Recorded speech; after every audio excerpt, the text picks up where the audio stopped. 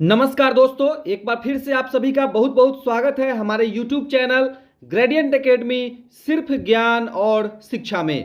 दोस्तों, आज जो वीडियो आप लोगों के लेकर आया हूं वह वीडियो है DLED के यूनिट 3 से संबंधित सभी प्रकार के महत्वपूर्ण वस्तुनिष्ठ प्रश्नों का कलेक्शन। तो दोस्तों, यदि आप इस चैनल पर नए हैं तो चैनल को कर लीजिए सब्सक्राइब, वीडियो को लाइक कर दीजिए और अपने दोस्तों में अधिक से अधिक शेयर कर दीजिए। दोस्तों, यदि आप अभी तक स्पीड टेस्ट सीरीज ज्वाइन नहीं किए हैं तो स्पीड टेस्ट सीरीज ज्वाइन करने के लिए हमारे इस नंबर पर संपर्क करें 7091443130। आइए शुरू करते हैं और बढ़ते हैं DLED यूनिट 3 के सबसे पहले प्रश्न की ओर। यहां देखिए दोस्तों, स्क्रीन पे पहला प्रश्न है, इलियट आइजनर द्वारा प्रतिपादित कौन सा पाठ्यक्रम एक अवधारणा है। इलियट आइजनर द्वारा प्रतिपादित कौन सा पाठ्यक्रम एक अवधारणा है। तो दोस्तों, इस प्रश्न का सही उत्तर हो जाएगा ऑप्शन बी, शून्य पाठ्यक्रम।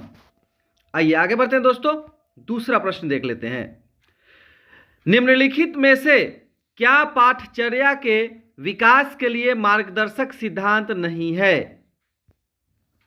निम्नलिखित में से क्या पाठ्यचर्या के विकास के लिए मार्गदर्शक सिद्धांत नहीं है। तो दोस्तों, इस प्रश्न का सही उत्तर हो जाएगा इन 5 ऑप्शंस में से ऑप्शन सी, परीक्षा को आसान बनाना।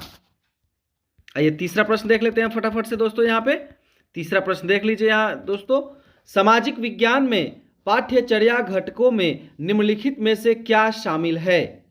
सामाजिक विज्ञान में पाठ्यचर्या घटकों में निम्नलिखित में से क्या शामिल है।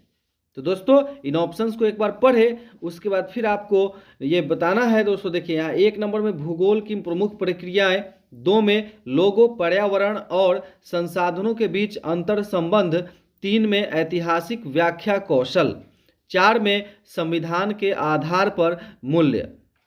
तो दोस्तों, आपको इन 4 में से यह बताना है कि सामाजिक विज्ञान में पाठचर्या घटकों में निम्नलिखित में से क्या शामिल है। इन चारों में से क्या शामिल है। तो ऑप्शन ए में देखिए 3 गो है, 1 2 4, बी में चारों है, सी में 3 है और डी में भी 3 है। तो अब देखिए इनमें से कौन सा सही होगा। तो सही हो जाएगा दोस्तों ऑप्शन बी, चारों सही है। ठीक है दोस्तों, चलिए आगे बढ़ते हैं। आप चौथा प्रश्न देख लेते हैं। एक शिक्षक के लिए शैक्षिक मनोविज्ञान का अधिगम आवश्यक है क्योंकि।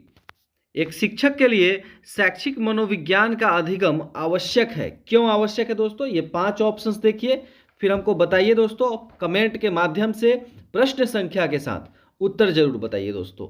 तो सही उत्तर है ऑप्शन सी, शिक्षक शिक्षार्थी के लिए उपयुक्त अधिगम रणनीतियों की योजना बना सकता है। चलिए आगे बढ़ते हैं, 5वां प्रश्न देख लीजिए।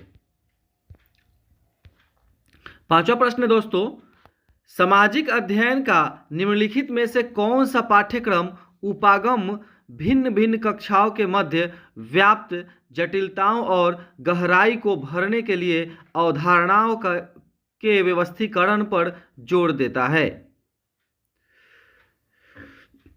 क्वेश्चन पढ़ लीजिए दोस्तों, सामाजिक अध्ययन का निम्नलिखित में से कौन सा पाठ्यक्रम, इन ऑप्शंस में पाठ्यक्रम दिया हुआ है, आपको बताना है इन पाठ्यक्रम में से कौन सा पाठ्यक्रम उपागम भिन्न भिन्न कक्षाओं के मध्य व्याप्त जटिलताओं और गहराई को भरने के लिए अवधारणाओं के व्यवस्थीकरण पर जोर देता है। ठीक है दोस्तों, तो इस प्रश्न का सही उत्तर हो जाएगा ऑप्शन बी, संकेंद्रिक उपागम। संकेंद्रिक उपागम।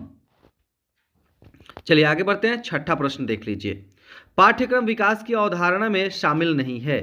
पाठ्यक्रम विकास की अवधारणा में शामिल नहीं है। दोस्तों, इनमें से कौन है जो पाठ्यक्रम विकास की अवधारणा में शामिल नहीं है। तो दोस्तों, सही उत्तर हो जाएगा इस प्रश्न का ऑप्शन ए, अंतर्राष्ट्रीय विचार। चलिए आगे बढ़ते हैं, 7वां प्रश्न देख लेते हैं दोस्तों। 7वां प्रश्न देखिए, पाठचर्या क्या है। पाठचर्या क्या है, ये बताना है दोस्तों यहाँ पे 7वें प्रश्न में। तो इन ऑप्शंस को एक बार अच्छे से पढ़ लिया जाए दोस्तों, फिर हमें कमेंट के माध्यम से जरूर बताएं।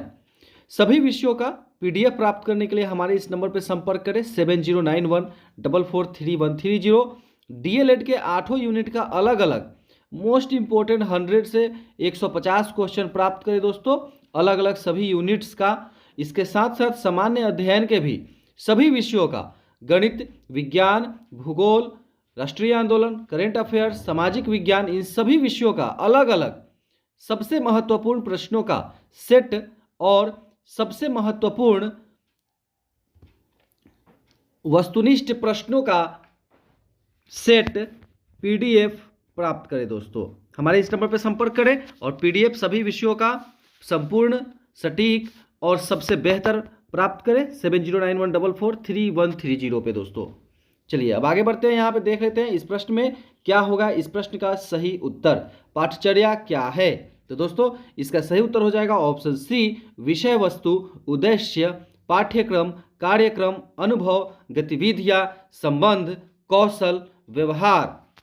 ठीक है दोस्तों, ये सभी पाठचर्या हैं। आइए आगे बढ़ते हैं, 8वां प्रश्न देख। 8वां प्रश्न है दोस्तों, पाठ्यचर्या के निर्धारक क्या हैं? इनमें से क्या हैं जो पाठ्यचर्या को निर्धारित करते हैं? तो सही उत्तर हो जाएगा दोस्तों ऑप्शन बी, बुनियादी जरूरतें, सामाजिक सांस्कृतिक कारक, पहलू। आइए 9वां प्रश्न देख लेते हैं यहाँ पे फटाक से दोस्तों। हमारे पास 150 प्रश्नों का सेट है यूनिट 3 से भी, तो इसे प्राप्त करने के लिए हमारे नंबर पर संपर्क करें। आत्म प्राप्ति की आवश्यकताओं को पूर्ण करने के पाठ्यक्रम उद्देश्यों के लिए निम्नलिखित में से कौन सा दृष्टिकोण विषय क्षेत्र प्रदान करता है? 9 नंबर प्रश्न का सही उत्तर हो जाएगा दोस्तों ऑप्शन डी, मानवतावादी सौंदर्य संबंधी दृष्टिकोण। आगे बढ़ते हैं दोस्तों, 10वां प्रश्न देख लीजिए। पाठ्यक्रम बाधा क्या है? पाठ्यक्रम बाधा क्या है? तो दोस्तों 10वें प्रश्न का सही उत्तर हो जाएगा ऑप्शन सी, शिक्षण के लिए पर्याप्त समय की कमी। पाठ्यक्रम बाधा क्या है? तो शिक्षण के लिए पर्याप्त समय की कमी। 11 नंबर प्रश्न देख लीजिए दोस्तों। 11 नंबर प्रश्न है, यह अवलोकन की पाठ्यक्रम जिसकी उपेक्षा करता है वह उतना ही महत्वपूर्ण है जितना कि वह इसकी वकालत करता है। निम्न में से किस प्रकार के पाठ्यचर्या से संबंधित है? ठीक है दोस्तों, तो ये किस पाठ्यचर्या से संबंधित है? दोस्तों प्रश्न थोड़े से बड़े हैं, तो आप क्या करेंगे, इस वीडियो को पॉज कर लीजिए, रोक लीजिए, और रोक के और फिर प्रश्न को पढ़िए और फिर उसका उत्तर देने का प्रयास करिए।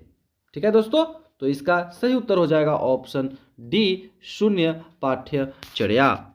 आइए 12वां प्रश्न देख लेते हैं यहाँ पे दोस्तों। शैक्षिक कार्यक्रमों के आयोजन में प्रभावशीलता सुनिश्चित करने के लिए छात्रों में व्यक्तिगत भिन्नता के कौन से क्षेत्र श्रेष्ठ मूल्य के होंगे? तो सही उत्तर है दोस्तों 12 नंबर प्रश्न का ऑप्शन सी, छात्रों की मनोवैज्ञानिक विशेषताएं। चलिए 13 नंबर प्रश्न देख लीजिए। पाठ्यचर्या की अवधारणा के संबंध में कितनी विचारधाराएं प्रचलित है? पाठ्यचर्या की अवधारणा के संबंध में कितनी विचारधाराएं प्रचलित है? तो सही उत्तर है दोस्तों ऑप्शन ए, 2 विचारधाराएं प्रचलित हैं। 14वां प्रश्न देख लीजिए दोस्तों फटाफट से। किसने कहा कि पाठ्यक्रम में वे सभी क्रियाएं आती है जो स्कूल में विद्यार्थियों को दी जाती है? तो इस प्रश्न का सही उत्तर हो जाएगा दोस्तों ऑप्शन ए, हेनरी। हेनरी ने ऐसा कहा।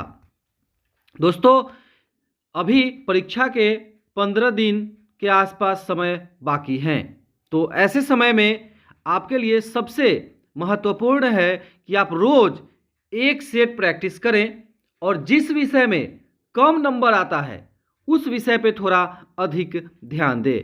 पर्याप्त समय निकालें दोस्तों, 15 दिन के लिए कम से कम अपने लिए 4 घंटे का रोज समय निकालें दोस्तों। 2 घंटा सेट प्रैक्टिस करें और 2 घंटा स्वाध्याय करें।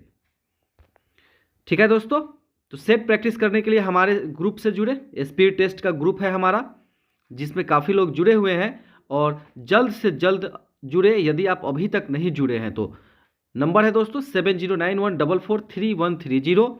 व्हाट्सएप के माध्यम से चैट करें और हमें बताएं अपनी समस्या और हम निश्चित रूप से निदान करने का प्रयास करेंगे। ठीक है दोस्तों, 14 प्रश्न का यह हमारा वीडियो था। इसका सेकेंड पार्ट आएगा दोस्तों। आप सेकेंड पार्ट में देखेंगे 150 प्रश्न। सेकेंड पार्ट में आप देखेंगे यूनिट 3 का बहुत सारा प्रश्न। ठीक है दोस्तों, धन्यवाद।